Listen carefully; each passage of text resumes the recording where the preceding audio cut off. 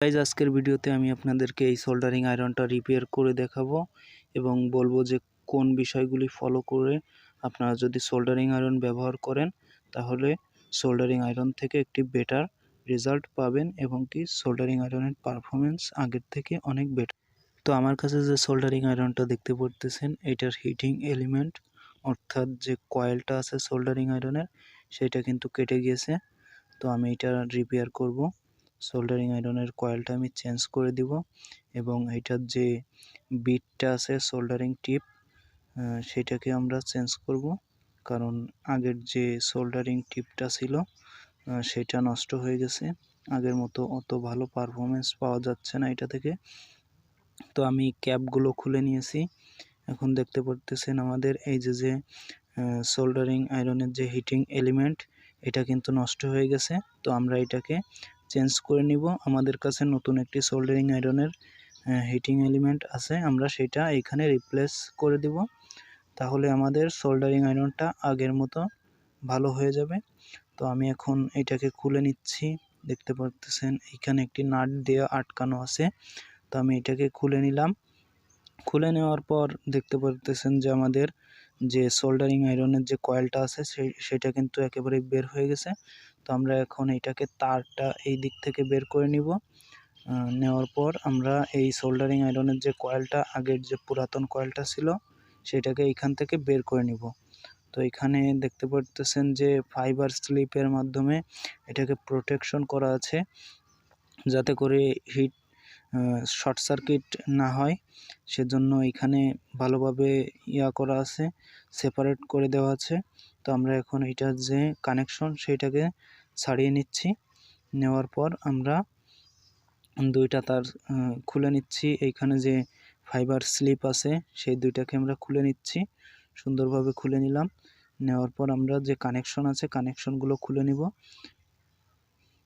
তো দেখতে পারতেছেন যে আমরা পুরাতন কয়েলটাকে খুলে নিচ্ছি। খুলে নেওয়ার পর আমরা এখানে নতুন যে কয়েলটা আছে সেটা কিন্তু আমরা এখানে কানেক্ট করে দিব। তো এখন আমরা এখানে নতুন কয়েলটা লাগাবো। দেখতে পারতেছেন এই যে আমাদের একটি 60 ওয়াটের কয়েল আছে, এখানে আমরা এই কয়েলটাকে ব্যবহার করব। তো এই যে কয়েলটা এটা কিন্তু ওইটা থেকেও ভালো, এটা দামি একটি কয়েল, অনেক ভালো পারফরমেন্স পাওয়া যাবে।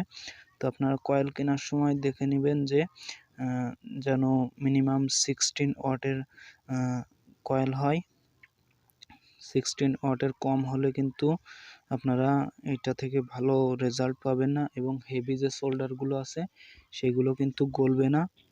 ভালো পারফরমেন্স পেতে হলে আপনাদের 60 ওয়াটের কয়েল ব্যবহার করতে হবে। তো আমি এখন এখানে কানেক্ট করে নিচ্ছি। নেওয়ার পর আমরা ফাইবার স্লিপটা দিয়ে দিব। বাড়তি অংশ কাটার দিয়ে কেটে নিচ্ছি। তো বাড়তি অংশটা আমরা কাটার দিয়ে কেটে ফেলে দিলাম। দেওয়ার পর ফাইবার স্লিপটাকে এখানে পরিয়ে দিচ্ছি। দেখতে পারতেছেন যে খুব সুন্দরভাবে কিন্তু আমরা কানেকশনটা দিলাম এবং আমাদের যে এসি কোডের আরেকটি কানেকশন আছে সেটাও কিন্তু আমরা একইভাবে কিন্তু আমরা এখানে কানেক্ট করে দিব।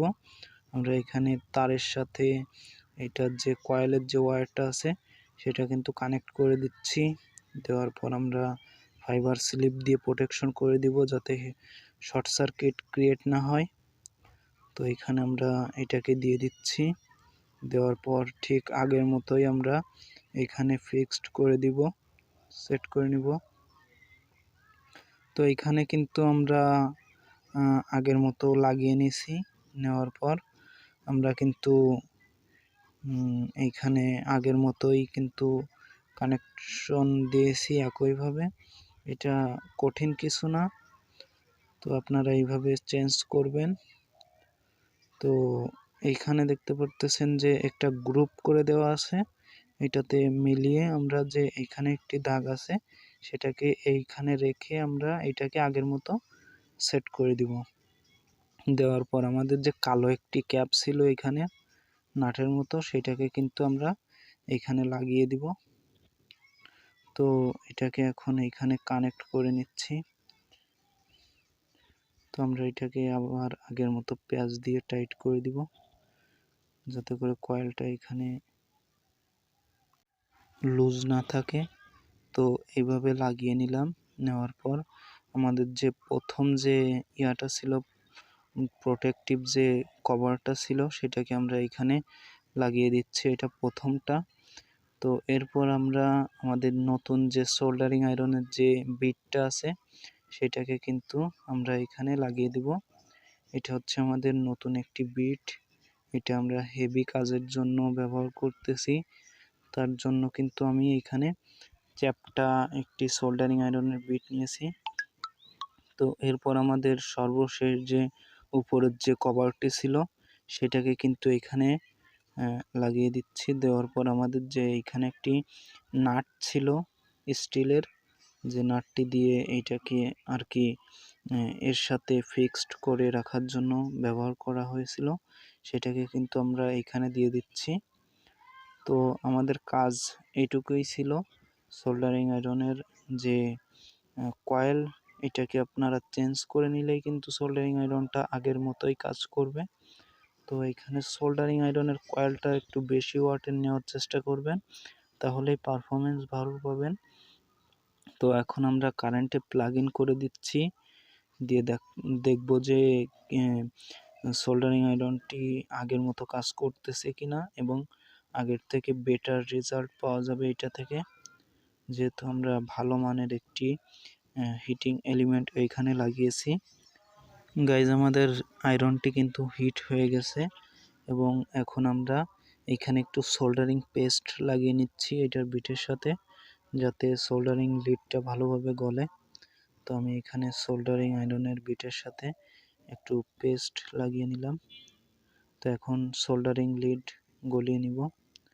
দেখতে পারতেছেন যে অনেক সুন্দরভাবে কিন্তু সোল্ডারিংটা যে লিডটা আছে সেটা কিন্তু গলে যাচ্ছে, এবং সোল্ডারিং আয়রনটা কিন্তু একেবারেই পুরোপুরি হিট হয় নাই, যার কারণে ভালোভাবে গলতেছে না।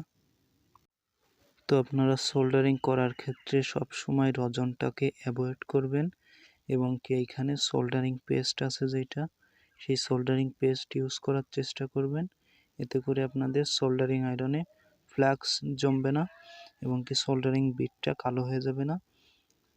লং টাইম আপনারা সোল্ডারিং আয়রনটা ইউজ করতে পারবেন, কোনো প্রকার সমস্যা হবে না, এবং আপনারা নিয়মিত সোল্ডারিং আয়রনের বিট ক্লিন করবেন।